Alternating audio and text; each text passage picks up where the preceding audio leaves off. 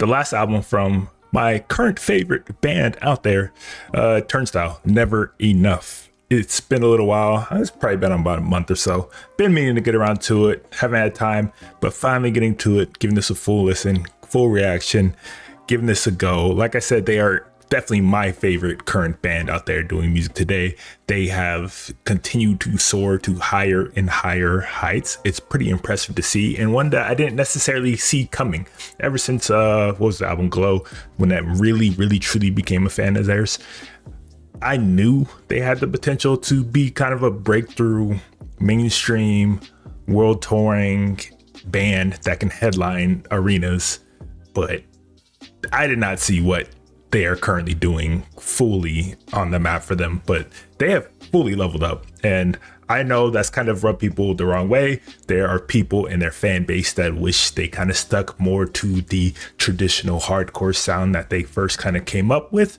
And there's other fans like me that actually love and appreciate that they have continued to evolve over the years and find new sounds, new ways of doing music, and just being true to who they are and just kind of doing whatever they feel in the moment. I love when bands and artists feel so free that they don't really care what type of sound they're doing. They're not trying to recreate everything that they've done in the past. They're trying to keep moving forward, keep trying new things, keep evolving as a band, as an outfit, and it's clearly been paying off. So I don't really know which way, majority of the fans fall on this, but I do think they have been attracting a much wider, much bigger fan base because of these new, more melodic direction that they've been going in with their music since Glow. But without further ado, like I said, Never Enough is the album that I've been waiting to react to, that you have been asking me to react to fully, and I cannot wait to deliver that.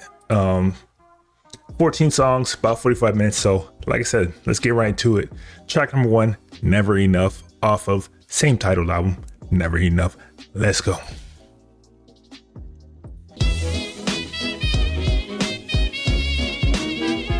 Like I mean, we actually have reacted to this video, I believe, over there on, it was this video over there on our channels on YouTube. So you can go see it for reacting to the actual video of this. But like I said, like one thing about them that I've noticed, especially a lot of people obviously have noticed, is the continued evolution of them and their sound. As you can see, things are very melodic. It doesn't open up with the straight up ripper in your face. They have this ability of mixing like these more,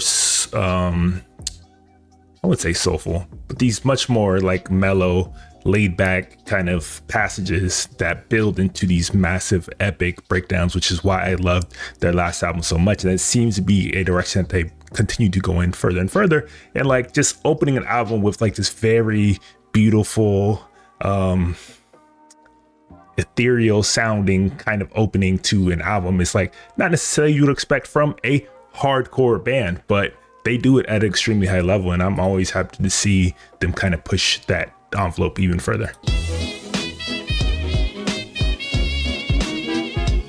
It's just that fantastic ability that they have of kind of playing with that dichotomy of like those more mellow, low-key moments, then they build up to these explosive, euphoric, feelings where you just let everything out. Like, that's kind of the perfect setup for like a festival or a concert where, you get large audiences like that, because it builds that anticipation, it builds that tension. And when you finally get that release, it just feels so goddamn good. And they're so good at it. They had moments of it and Glow On, like definite moments of it, but like they seem to have been perfecting it as time goes on. And like, I love that about them. I love that in music. I love the build. I love the anticipation, and they nail it every fucking time.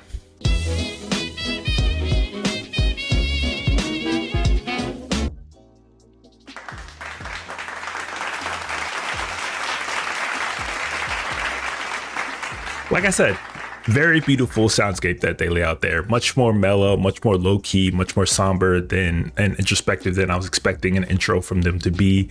But like I said, at this point, like I don't even know if you can really consider them to be I wouldn't even call them a hardcore band anymore. They're just a band. They are an alternative band. They're in somewhere between hardcore, punk, post-punk, indie. Like there's just an amalgamation of all these different things. They're very hard to put into a box or to categorize, but whatever it is, I fucking love it. And Never Enough seems to be kind of like a double meaning, also kind of like little sly wink probably to the fans and the critics of them, and saying like, no matter what we do, we're never enough, so we're just gonna do it anyways. So that kind of feels like what they're alluding to, not only with the title of the album, but with this song as well. And it's kind of fitting that's how they open the album, letting people know like, no matter what, this is what we're gonna do. It's never gonna be enough, but this is what we love to do, and we're gonna continue to do it. So fire so far. It's fire so far. Let's keep going on track number 2. So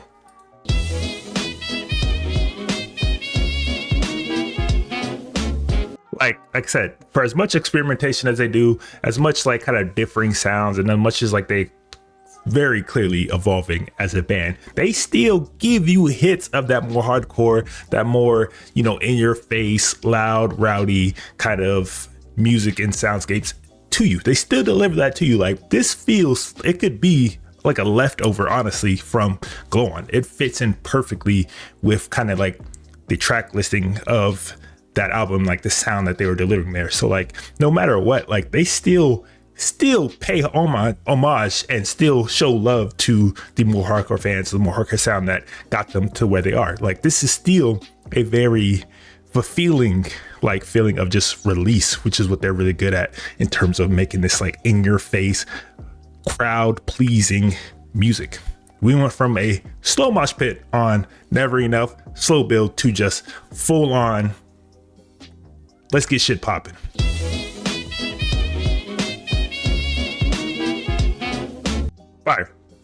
Fire.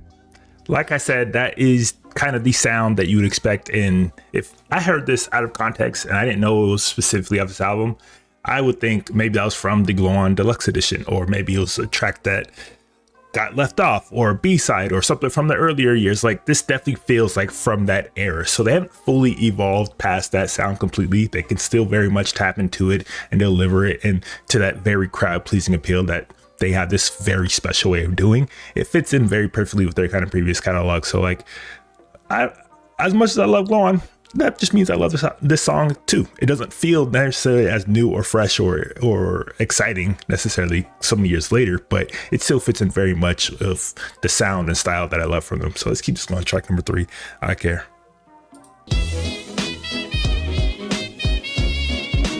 And then this is just straight up pop. Like this is getting them into their pop era. Like they had teases of it, they had moments of it in Glow On that you could definitely see like, oh, they could take this to a very commercial route if they wanted to, because they have the chops for it. And this feels exactly that. This is something that you could easily hear in a commercial, easily hear on the radio, easily be a crowd pleaser at any festival, no matter if you were a fan of them or not, if you were just kind of passing through. This is one of those songs that has that more mainstream appeal from them, and it just really shows just how diverse and how skilled they are, where they can go from those more hardcore mosh pitty songs to like this very radio friendly pop track. And like, I like it. Like I know there's fans of theirs that don't like that kind of more poppy sound of theirs, but I enjoy it. I think it's thoroughly enjoyable, and I don't need to mosh on a 24/7 basis when let's do an album. So like, I enjoy when they get into these different bags, and this is definitely their straight up pop bag on this one.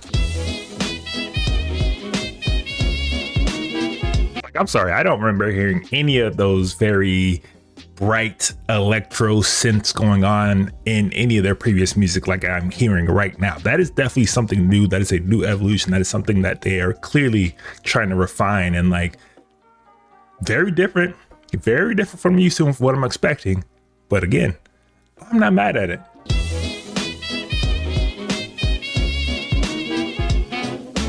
Like, the fuck is that? Like, what synth is that? Like, where had they pulled that out? Where in their Duffy did they pull that out? I have never heard them do something like that before. Crazy.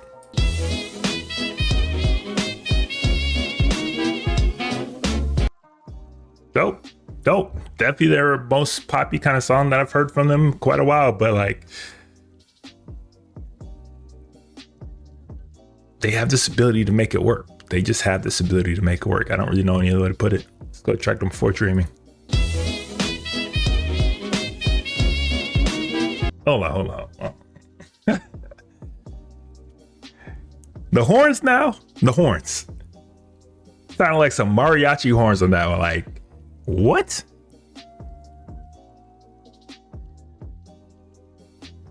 Nah, that's kind of crazy. I'm about to run that back.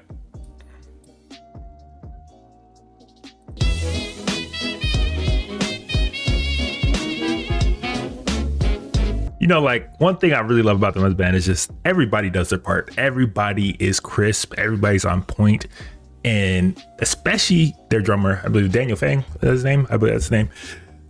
There's just something about his drums. Like they're not overly complex. They're not doing all these crazy different things like, let's say, like a jazz drummer would do, but like they're crisp, they're loud, they hit perfectly. Like it's just the right amount of just on top of everything that just always brings everything together. And he's like such a driving force of a lot of their music, and he comes through extremely well on every song that I've ever heard them together. And like he continues that here. Fire song again. Very different. Like there are definitely elements in there that, you know, I can definitely immediately be able to tell you and pick up like, oh yeah, it's a Turnstile song. But like throwing in trumpets and horns and like just sections that I just would not expect them to do. Like again, like I never know what you're gonna get from them. Like at this point, you don't know what to expect. Just expect something tasty and nice. That's it. Let's keep this going. Track number 6 though.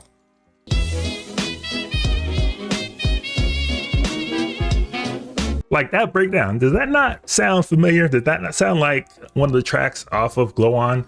To me, it sounds very similar to something off of Glow On. I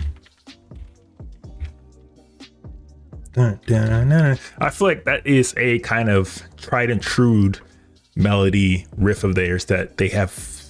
I feel like I've heard them kind of use something very similar to that in Glow On. See if I hear it.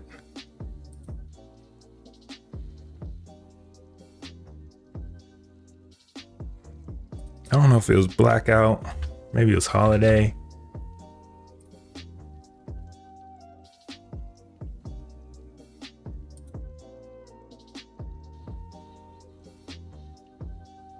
It might have been Blackout, but it definitely feels very similar and familiar to something that they did previously on Go On. Let me know if I'm correct, if you feel the same way, because I was like, damn, are they flipping this? Are they flipping old songs to something else? Like, that's what it feels like.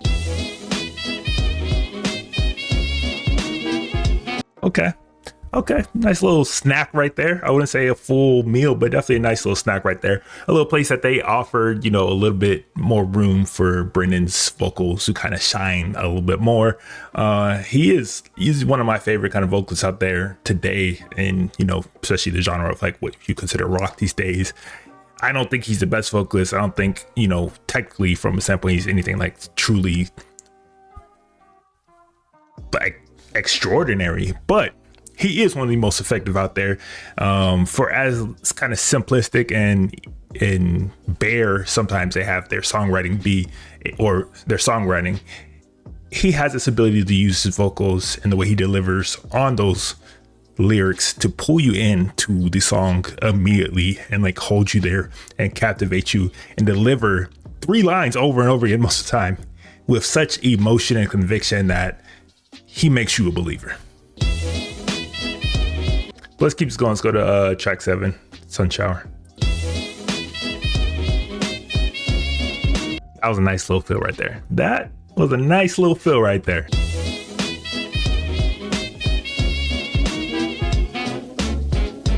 Just the amount of energy and just passion they're able to deliver in each and every song is one of the reasons why they are definitely on a very short list of artists and musicians, bands that I need to see live. Like they are one that you absolutely need to see live. I've seen them, seen videos, seen concerts.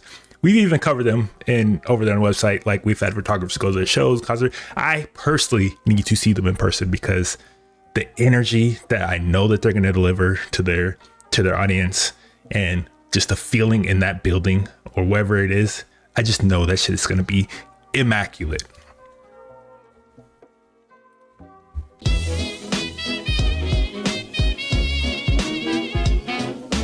This is what I'm saying. This is what I'm saying. Like, you never know what the hell you're about to get from a Turnstile song. Like, I have no clue. I have no idea what goes on in their head when in the studio. I don't know what direction I'm going the song. Like, it's just a surprise each and every goddamn time. And like the fact that we went from that mosh pit, you know, throwing bows to this flute meditation that, I don't know, could be played by Andre 3000 or something. I don't know. I would not be surprised if Andre 3K was behind something like this. But like the fact that you get into like this full on flute meditation at the end of something that was meant to have people drop kicking each other out in the field is just like another reason why I love them so much, because you just never know what the hell you're going to get.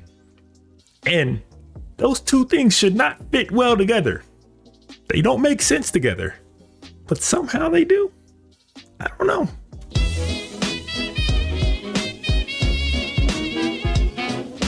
Just a full on like flute meditation at the end of like a song is kind of crazy, especially like half the song, like very unexpected.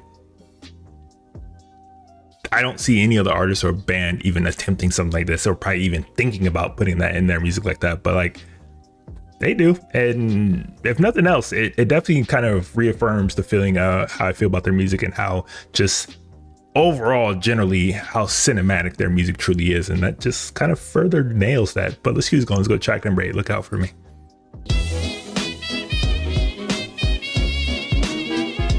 That riff is crazy. That riff is crazy. I ain't gonna lie, like that riff in a festival, the crowd jumping, you just know the scene of that is gonna be absolutely filthy. And you know what this riff reminds me of immediately? Just from hearing it, like immediately, opening riff, immediate, like my mind went there immediately, is Rage Against the Machine, Testify in the Fire. It was a Testify, Sleep Down the Fire. It's so similar in the energy, the bounce, the opening. Like I'd be hard pressed not to imagine that was some sort of inspiration, that even if it's in the back of their mind, for what we got here.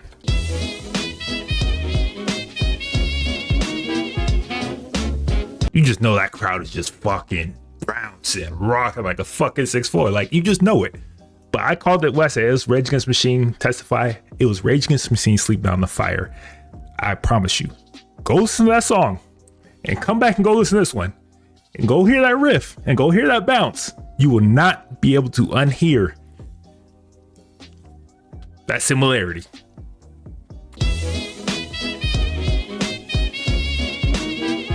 And then we almost get like this New Jersey club beat to break things down and end the song. Like it's fucking crazy, the turns that they take in their music. It really is.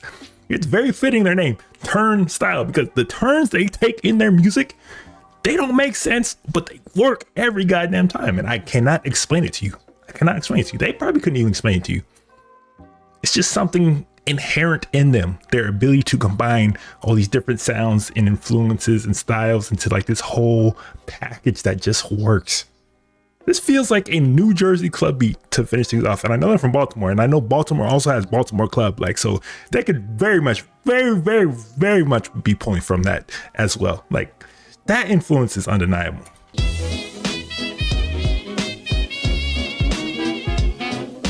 This should make you want to just like take these headphones and get sturdy right now. That's exactly what it feels like making you do.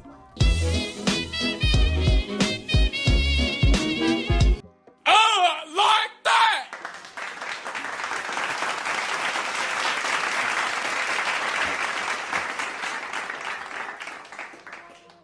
Just immaculate.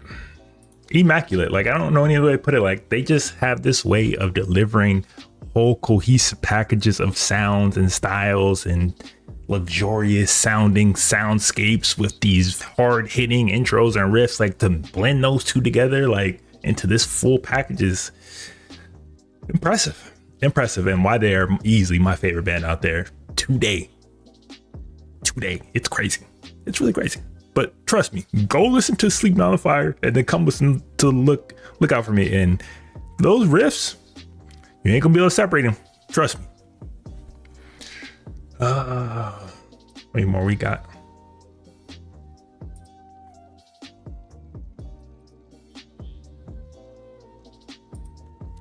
All right. Let's keep this going. Let's go track number 9, Ceiling.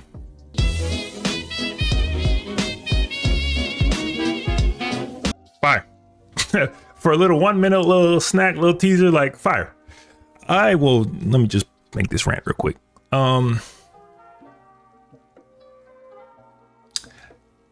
The art of an album has truly been lost in this kind of newer generation of musicians and artists and whatever, especially considering, coming from hip hop, like obviously rock and like pop and like folk, they're all very different in terms of like what fans come to expect from them. But like, I'm speaking from a hip hop first perspective, and albums have truly lost what it means to be an album. Like truly what made albums so special back in the day, that they were full, complete packages. Like you could not get an album back in the day without having 2 to 3 interludes, couple intros, maybe some outro, some skits thrown in there. Like that was a part of the package. That was a part of selling you on who they are as an artist. Not just a song, not just a playlist of songs, but like true thought out track listing and cohesiveness. Something that is desperately missing with the music that has come out today. That's why there's such a disconnect between singles and when a person's project drops, because they don't know how to build a full project these days. And the ones that truly do and truly still stick to that, I applaud you and I appreciate you so much, because I think it does so much for the overall feel and just embodiment of a project and enjoying that from front to back as albums were intended to be. Now, I am glad that we are no longer getting those crazy 2 1-minute intros into songs that were unskippable because they were baked into the actual song itself. And then you'd get the radio edit that had cut all that out. Like, I do not miss those days. Those days absolutely fucking sucked. But having true interludes and skips in between that you can either listen to or skip if you felt like, but when you were listening to the whole project, it kind of tied everything together. That is a lost art. And I appreciate that they're still doing that. Let's keep this going. Track number 10, Seeing Stars. Now, I have actually heard this song already. I can't remember, but I believe that we did actually react to the video. You can check it on YouTube if you did, but I've heard this song out and about. I've definitely heard this song already. Like, this is definitely one that's their leading singles for the entire project. And one that I think I've even heard in some commercials now. So like, they are fully in kind of their breaking into their more pop era where they can deliver songs like this with as much, gumption and as much conviction, as much believability as their hardcore stuff. And I'm all here for it, because this right here, whatever this is, it's a vibe. Like a song you could grab you a girl, grab you a dude, whatever, like grab your significant other and actually dance to. Having a Turnstile song that you can dance with your partner to is not something I was expecting. You could mosh to, you could throw elbows to, but like actually like groove to and dance to was not on my bingo list for Turnstile, but here they are.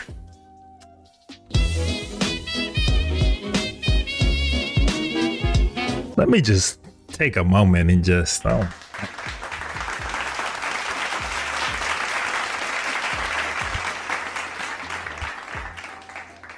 that solo, just absolutely filthy, disgusting nastiness.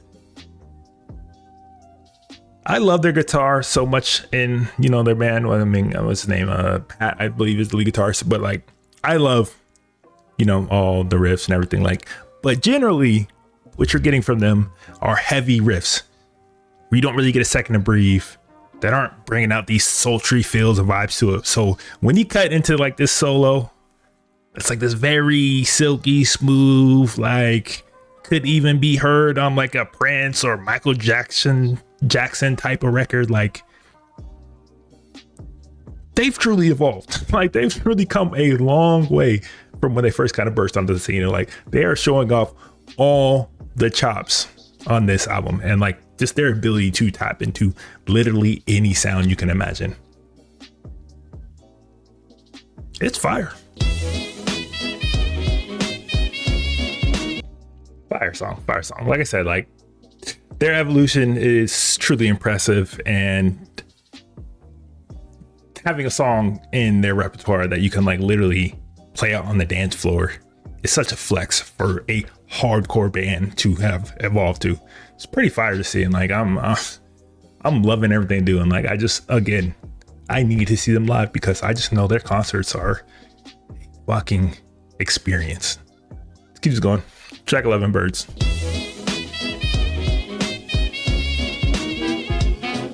This riff right here, like this riff right here. Let me tell you about this riff right here. When I first heard this, I already knew I was gonna run this song back like hundreds of times this year. It was probably gonna be one of my favorite riffs of the year. And that fact still stands to this day. Like, this riff just does something to you. And you just know, if you in a crowd, I'm moshing, I'm throwing elbows, and I'm a big dude. I'm throwing elbows.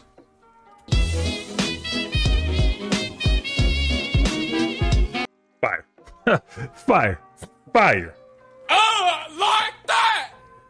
Just the classic Turnstile energy, the classic Turnstile song, the classic Turnstile just like turn shit up moment. Like, it's what they do, it's who they are, and it's what they're extremely good at. Despite all the poppy alternative electro kind of ways they can go, this right here, this lane, they got that shit on lock in their back pocket. Fire. One thing I will say, it is very hard not to hear the Tom Morello influenced riffs on some of these songs, which, you know, not to like knock him for it, because obviously Tom Morello is a goddamn legend and that's some of the greatest riffs ever heard. But it's hard not to hear it. It's definitely hard not to hear it. Let's keep this going. Let's go to Slow Dive.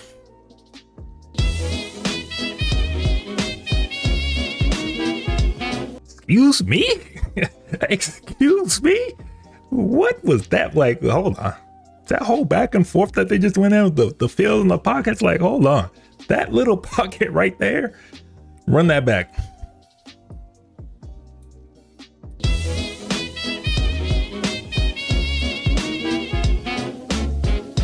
Fire. Fire. Oh, like that. God damn. Fire.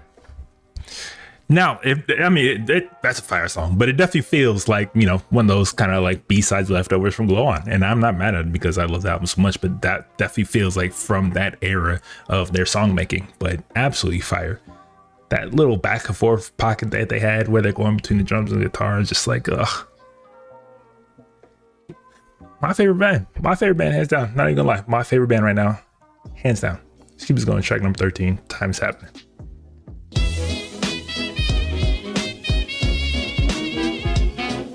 A little more so right there. Definitely felt like almost an outro, honestly. Like the outro before the outro, kind of like a prelude to the last song. So let's just get right into it. Track number 14, Magic Man.